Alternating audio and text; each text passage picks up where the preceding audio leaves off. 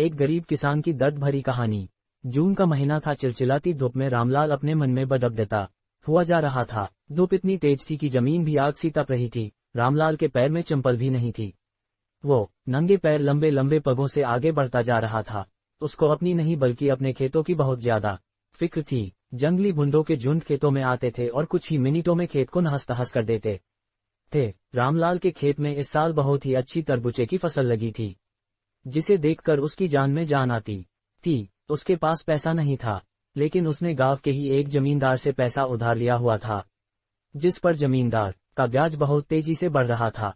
रामलाल मन ही मन में सोच रहा था, इस बार तरबूजे बेचकर जमींदार का सारा कर्ज चुकाऊंगा और इसके बाद अपनी बीबी के लिए एक अच्छी सी साड़ी और अपने लिए एक कुर्ता खरीद लूंगा। बच्चों के पास भी कपड़े नहीं है, उन्हें भी कुछ न कुछ देना पड़ेगा। आगे सर्दी भी आने वाली है, जिसके लिए रजाई और कंबल भी लेना पड़ेगा। वह यही सब अपने मन में बड़बड़ाते हुए खेतों की तरफ जा रहा था। उसे अपने पैरों की फिक्र नहीं थी। आम आदमी तो ऐसी गर्मी में नंगे पैर नहीं चल पाता, लेकिन रामलाल अपने मन में सपने देखता हुआ अपने खेतों की ओर बढ़ता चला जा रहा था। खेत के पास पहुंचते ही रामलाल गदगद हो गया। खेत में बहुत अच्छी तरबूजे की फसल थी। वह हर समय खेत में ही आते जाते रहता था, क्योंकि अगर धोखे से भी भुंड आ गया तो उसका पूरा का पूरा खेत कुछ ही समय में खत्म हो जाएगा और उसके सपने मिट्टी में मिल जाएंगे। इसलिए रामलाल दिन में और रात में पूरा समय खेत में ही गुजारता था। रामलाल की पत्नी भी फूली नहीं समा रही थी, क्योंकि 10 साल बाद उनके खेतों में इतनी अच्छी फसल लगी हुई थी, लेकिन गर्मी बहुत ज्यादा था।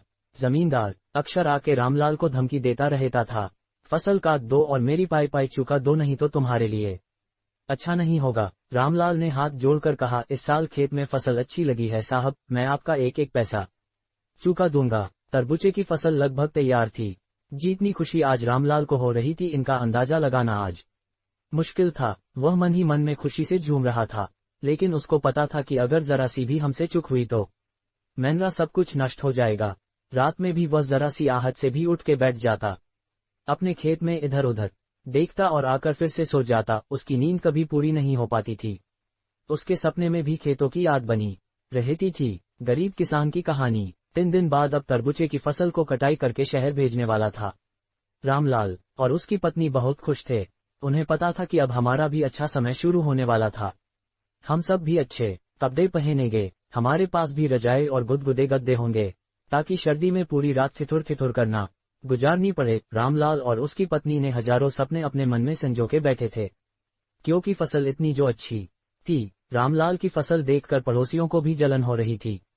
रामलाल ने अपने पूरे खून पसीना लगाकर फसल तैयार की थी। 4 बीघे की फसल गांव में किसी ने पहली बार की थी, और इतनी अच्छी फसल शायद आसपास के गांव में कई साल बाद रामलाल ने की थी। खेत में तरबूजे चमक रहे थे। इस साल तरबूजे की कीमत भी बहुत अच्छा था, इसलिए रामलाल सोच रहा था कि उसका सारा कर्ज चुकता हो जाएगा और बहुत सारे रुपये भी बच जाएंगे। अगले दिन रामलाल सुबह जगा और हालांकि रात वह सो नहीं पाया था। रात भर जानवरों को भगता रहा, मगर सुबह जब उसने अपनी फसल को देखा तो एकदम से उसकी खुशी से उनका चेहरा एकदम लाल हो गया। उसकी पत्नी खाने का लेके खेत में आई और रामलाल को खाना खिलाया, और उसके बाद रामलाल आराम करने लगा। रामलाल की पत्नी खाना देकर चली गई। रामलाल खेत में एक छोटी सी लकड़ी की झोपड़ी बनाकर रहता था। उस झोपड़ी में आराम करने लगा।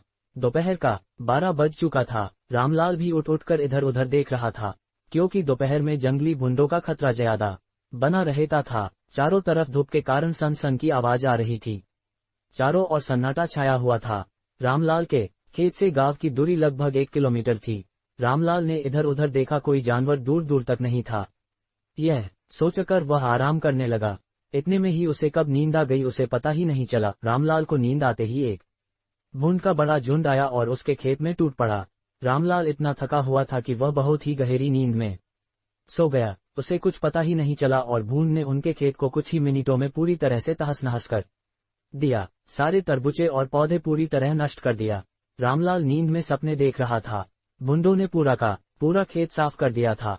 दोपहर को 3 बजे के आसपास जब रामलाल की पत्नी खेत में आई, तब खेत में उस समय सिर्फ 2 ही भुंड घूम रहे थे।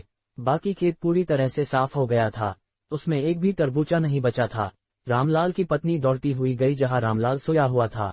उसने रामलाल को जगाया और जब रामलाल उठकर अपने खेत की तरफ देखा तो उसका पूरा रंग ही उड़ गया। वह वहीं पर अपना माथा पटकने लगा। उसके सारे सपने बस थोड़ी ही देर में चकनाचूर हो गए। अब वह सोच रहा था जमींदार का कर्ज कैसे चुकाऊंगा। रामलाल की पत्नी बेहोश होकर वहीं ही गिर गई।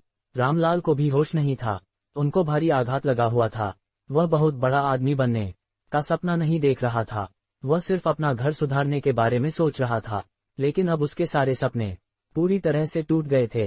रामलाल और उसकी पत्नी की आंखें खेत को देखकर पथरा सी हो गई थी। खेत में चर रहे 2 भून भी अब जा रहे थे। शायद उनका भी पेट भर गया था। खेत में ऐसा कुछ भी नहीं बचा था कि उसे जानवर भी खा सके। रामलाल ने आसमान की तरफ देखा और फिर वही गिरकर बेहोश हो गया। समाप्त।